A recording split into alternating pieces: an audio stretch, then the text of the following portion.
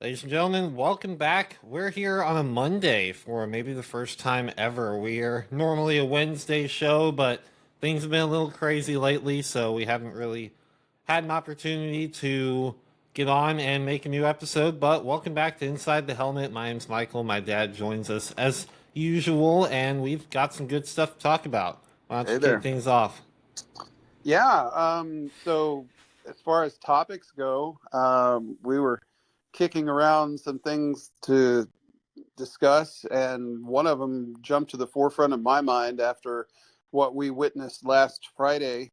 Uh, well, I witnessed. You had You sent me a football video practice. of it. Yeah, I sent you videos. Um, your younger brother who is not a quarterback like you, but he is a running back, playing his first game as a senior in high school. Uh, got to sit there in the stands and watch one of those seminal moments happen for him.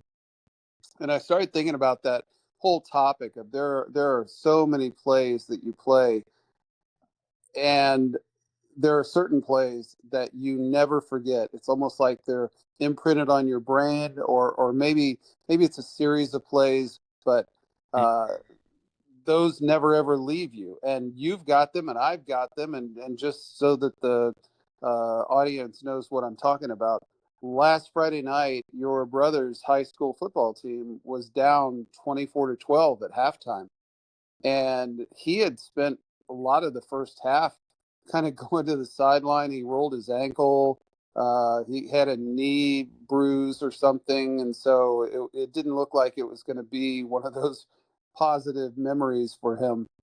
But something happened at halftime. I don't know what kind of Michael Jordan magic juice they gave him or something, but he came out and absolutely dominated the second half. Looked very much like the fastest player on the field, and he scored two touchdowns to win the game 28-24, including the last one, which was about a 70-yard run through traffic, and then he broke two tackles. And the last half of the run, he was just running away from every.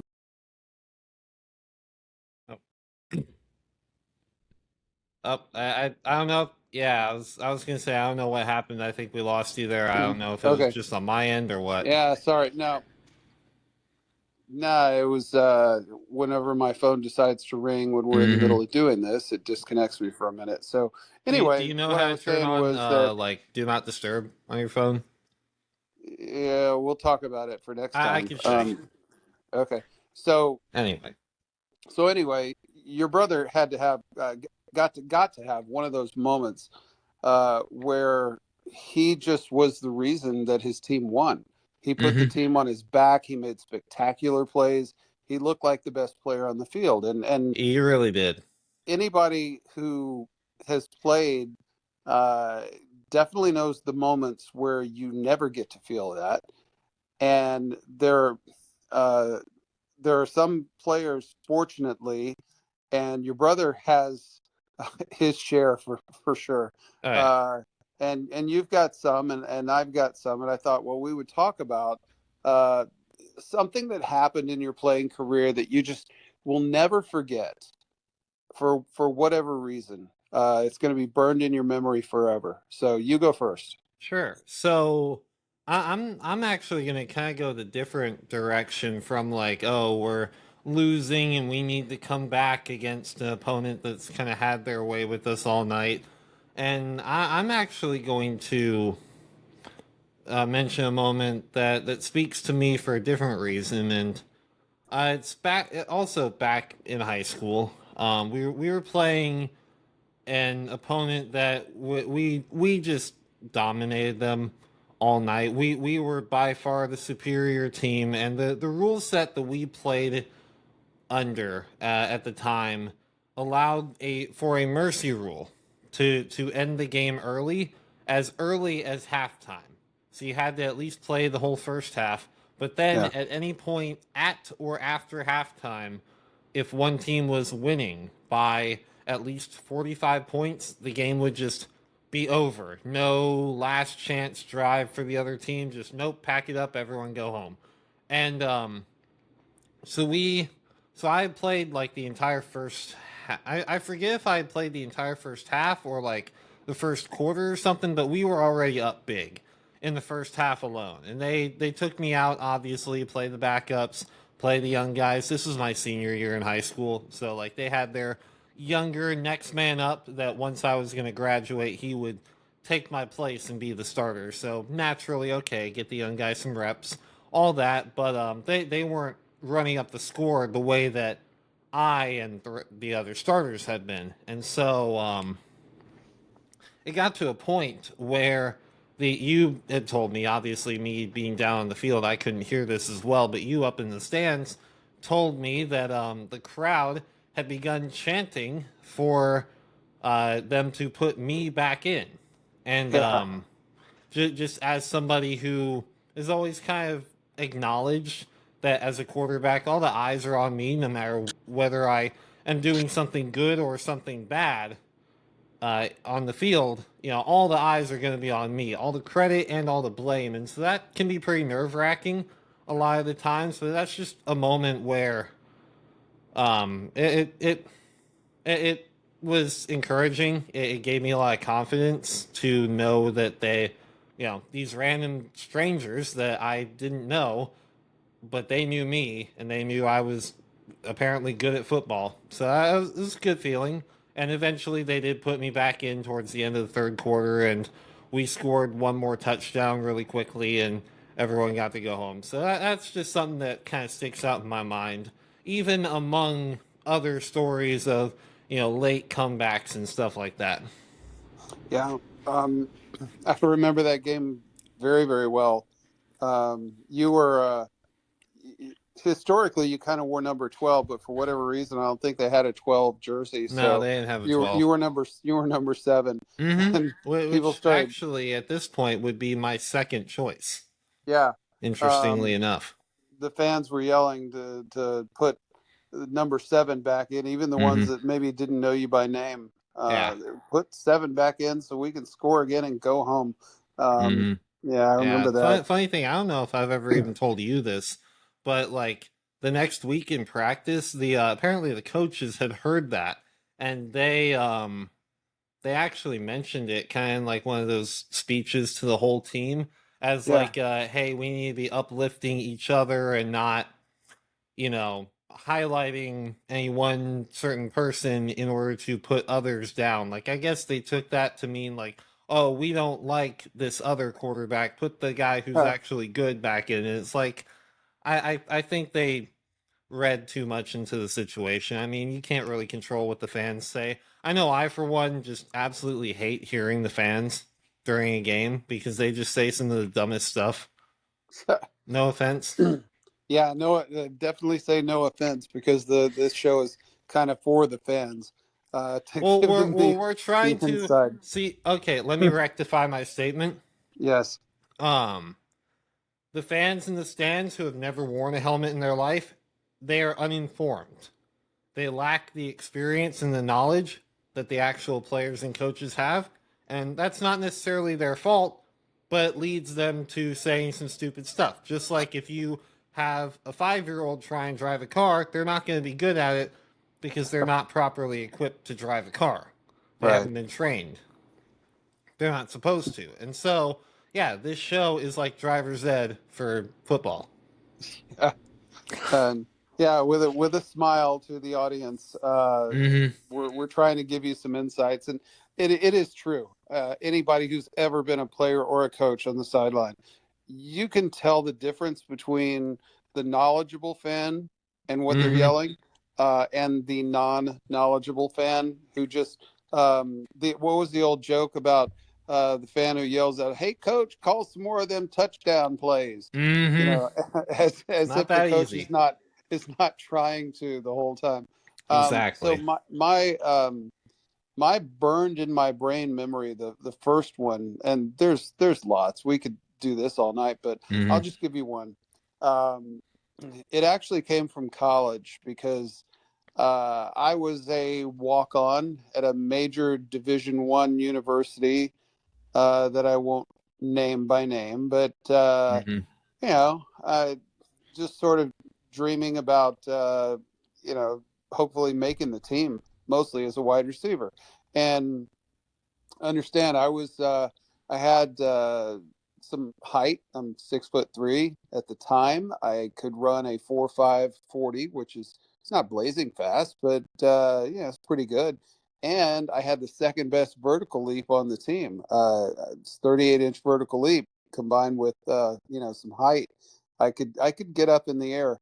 And my moment actually happened during a training camp, because this particular school that had the ability to recruit 5-star athletes, of which I was not one, um, and they brought in a 5-star cornerback who probably could have signed with any college in the country.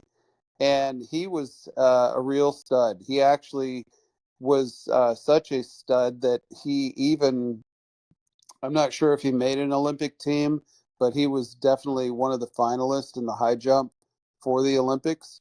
So this guy could jump up in the air, right? And he was a little bit shorter than me. Anyway, it was just simply a practice during the summer, and I'm still trying to kind of prove that I belonged and had the skill set or whatever. And we were practicing fade patterns in the end zone, which you know what a fade pattern is. For the audience who doesn't know, the quarterback Kind essentially of takes, haircut.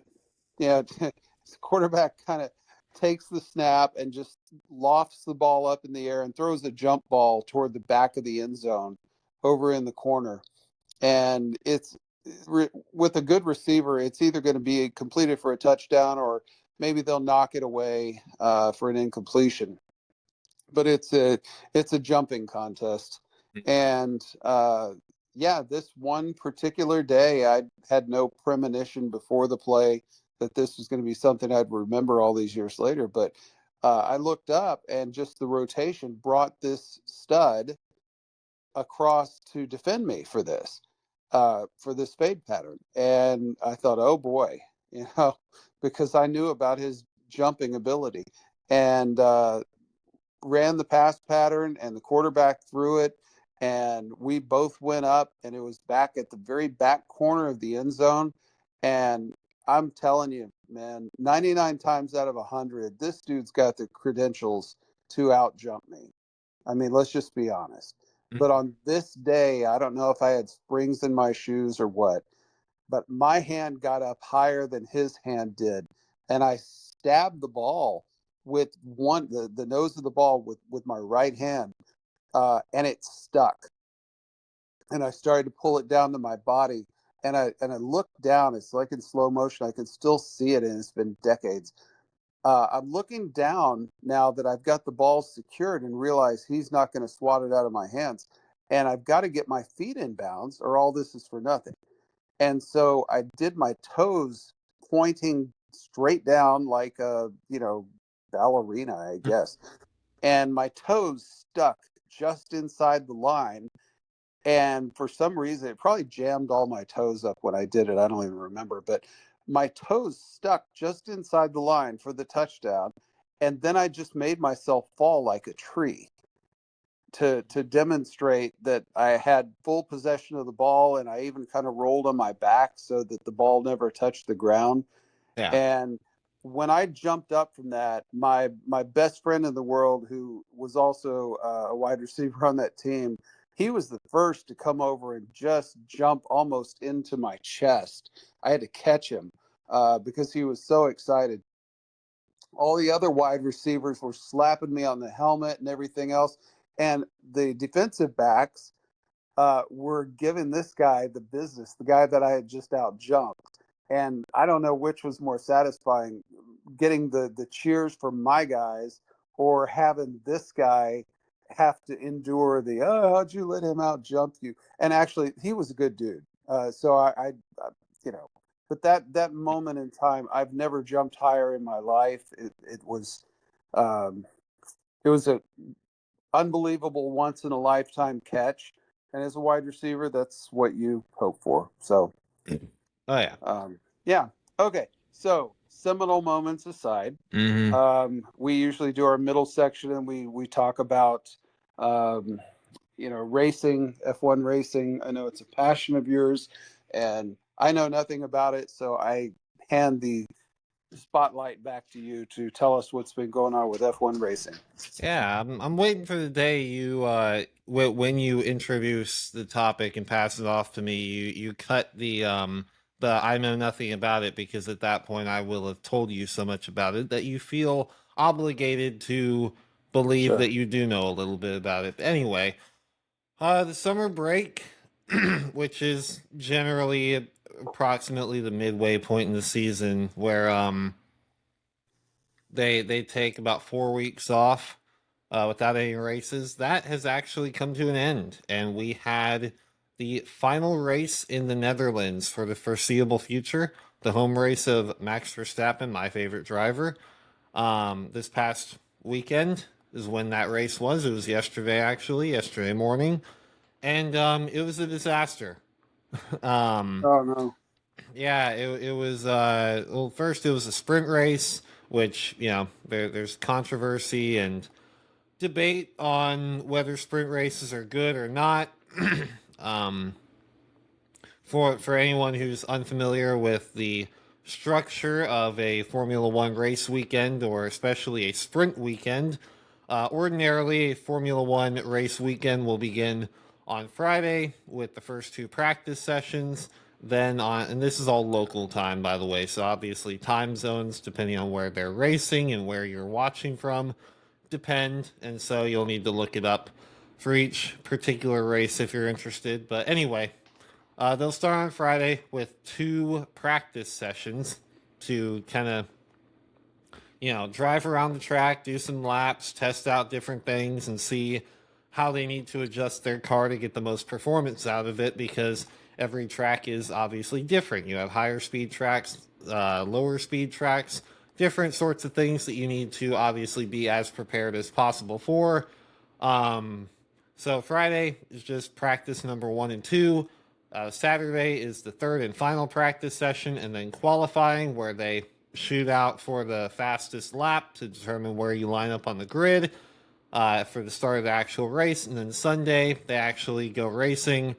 For a sprint race weekend, however, they change up the formula there, and they keep the first free practice session, but then instead of the second and third practice sessions, they have sprint qualifying, which is a shorter version of qualifying, which sets up the grid for the sprint race, which is essentially a race for fewer points than a normal race would allow, but that's because it is a third of the distance. So it's just a shorter, not as meaningful race to just kind of mix things up. And people have debated since 2021, when they were introduced, on whether it's a good thing or bad thing. I'm kind of on the fence about it. Anyway, George Russell ended up winning the sprint race to claim all 8 points that it's worth. So not quite as important. Anyway, get to qualifying. Lando Norris qualifies first. Max Verstappen, my favorite driver, qualifies down in like sixth. Um, kind of having struggles and stuff. The Red Bull car hasn't really been there this season, unfortunately, with the new regulations, and for whatever reason, Max decided, yeah, I'm gonna sign on. I'm gonna extend my contract until 2030. When there have been rumors that he would either retire or change teams. So whatever magic they spoke into his ear, whatever, however many millions, however many zeros they threw at him, I guess it must have been enough. Hmm. But anyway, so he's allegedly sticking around. We'll see if he actually does. Contracts in Formula One are not the most concrete thing in the world. Anyway, get to race day, and as you as they were coming around the banking, the final corner of the first lap, Max hits a particularly wet spot because it had been raining a little bit in the lead up to the race, and on his dry tires, he spun. He didn't actually spin, but he lost traction. He hit the wall, and he was out of the race on lap 1. Hmm. So that was not very nice to wake up to. But Yeah. yeah. Then there were a couple other people that had issues, and whether it's engine issues or spinning, whatever. Lando Norris ended up winning the race, and yeah, that's 2 in a row that Lando has won, and we get a week off before we go to Italy, so it'll be interesting. Okay. Yeah. All right. Yep. And then yeah, for our usually we like to end things off with kind of a game or a competitive segment. I've gone and pulled up. Let me share my screen here. Yes, I want to share this tab.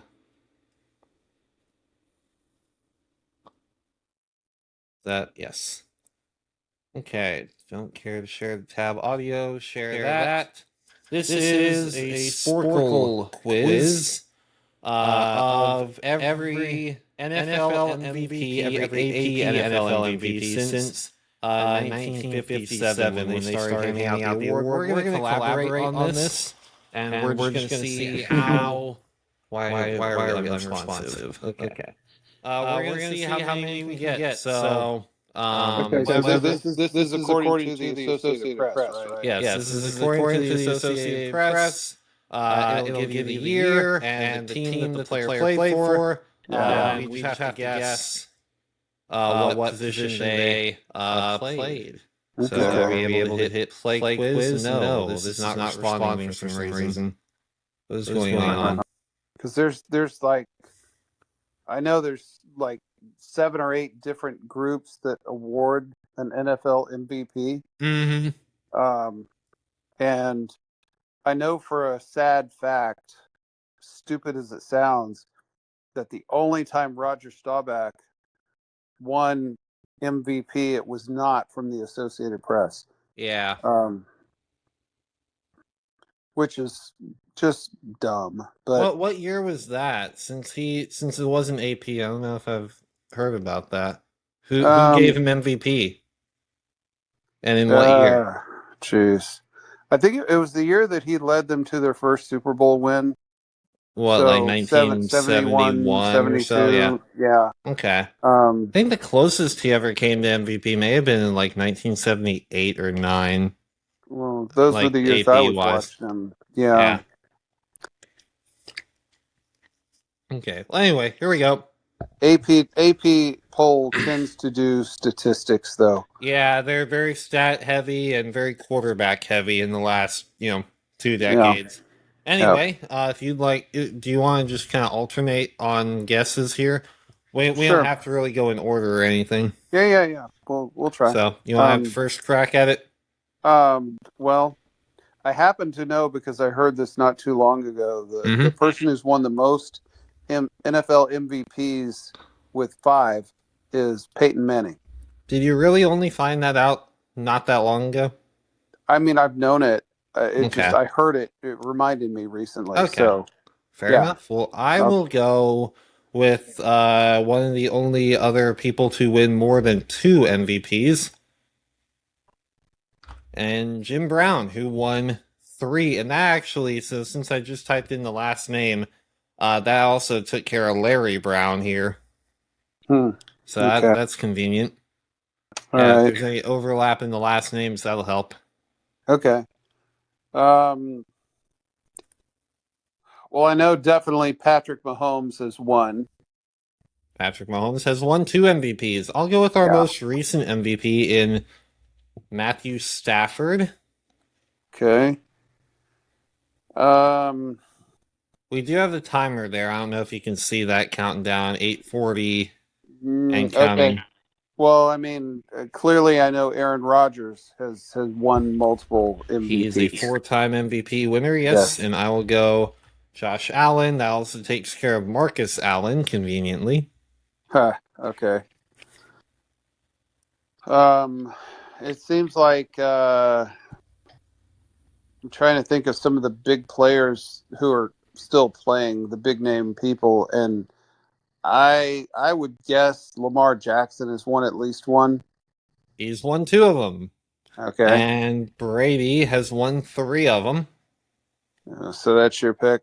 Mm-hmm. Just kind of going back in time here. Well, Emmitt Smith had to Emmitt have won. Smith only won 1 of them. Okay. And another one-time MVP, Matt Ryan. Okay. And also, because I know you're not going to want to say his name. Well, no, let me say it. Well, I already typed it. Okay. So, won it. That's what we always called him because we didn't like him. All right, Adrian Peterson, the last non-quarterback to win it so far. Kurt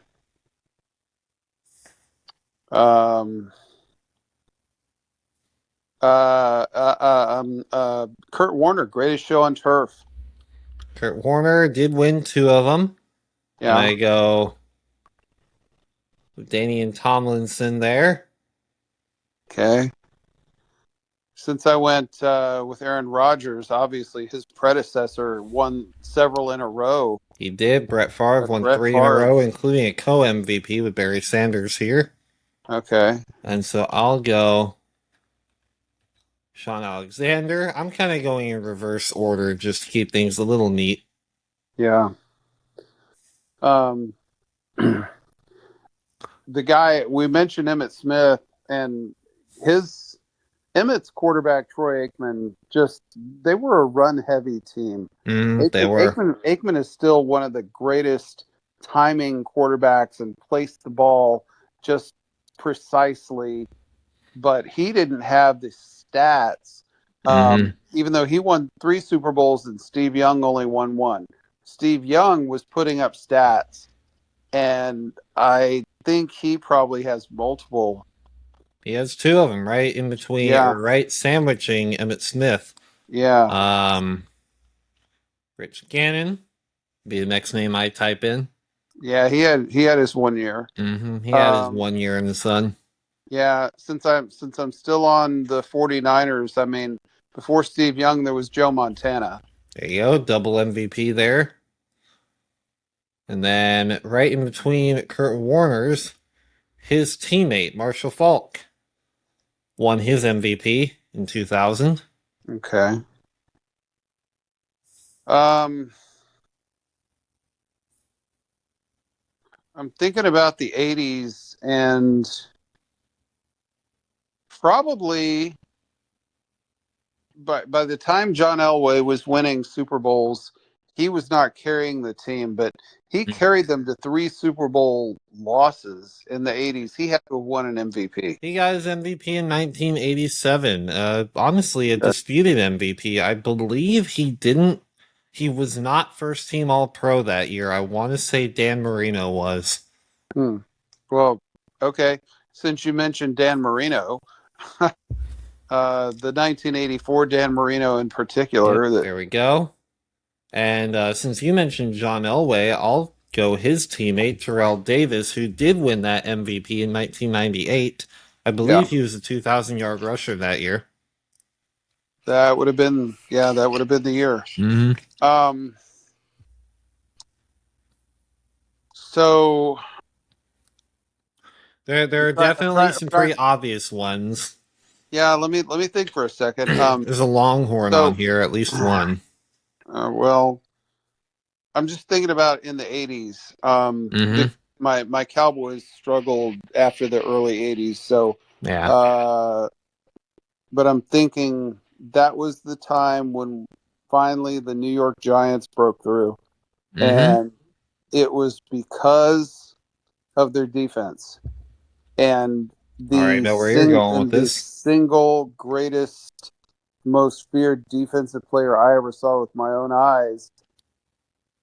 As they used to say from Michael Jordan in his introduction, from North Carolina, number 56, Lawrence Taylor.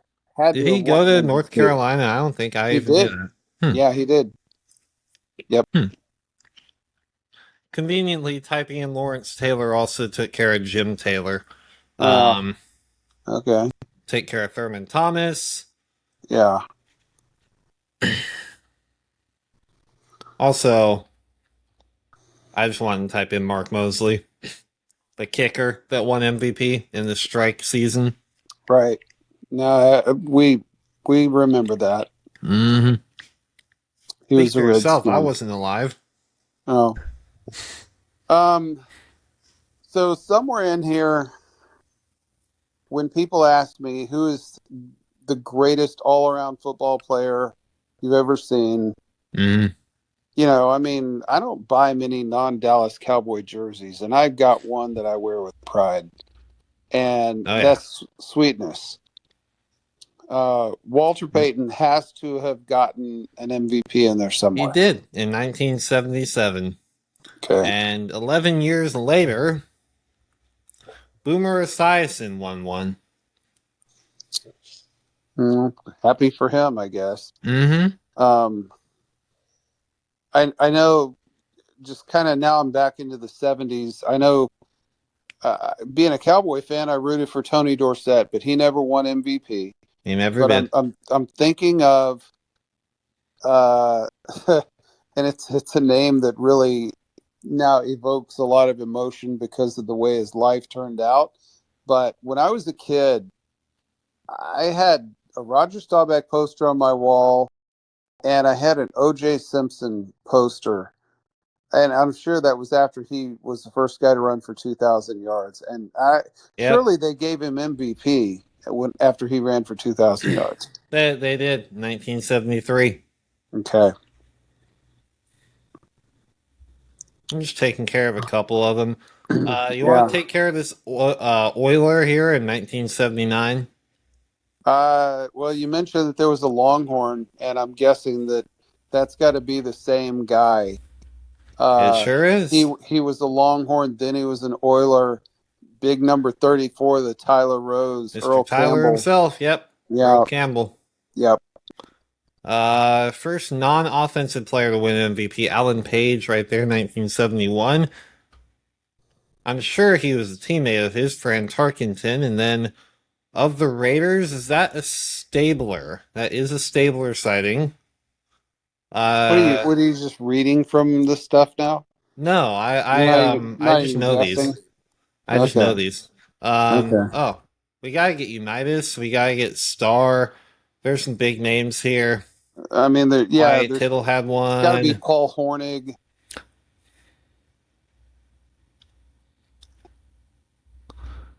I always struggle typing that. Earl Morale, Moral. more whatever. And we're out of time. Okay, We missed there we Norm go. Van Brocklin, Roman Gabriel, and John Brody. So not bad. I Not think bad. those are the three that I would have struggled the most to um to do anyway. So Okay. not bad. Yeah. All right. Yeah, fun little quiz. I'm sure there are plenty more of those that I could find and we could do, Sure. but um oh, we got anything else to talk about? Nope. All right, then Um.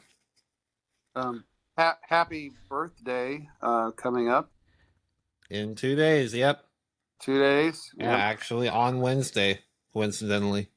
Yeah. Yeah. I'll be turning 30. No, I won't. Yeah. I will be turning an undisclosed age. Well, Amazon is supposed to bring your birthday present between 4 a.m. and Yeah. 8 a.m. tomorrow. Nice. I'll put that on my car and look at it and smile. Yeah. Yeah, but I guess that's all the time we have for this Monday evening show. So as always, thank you for watching.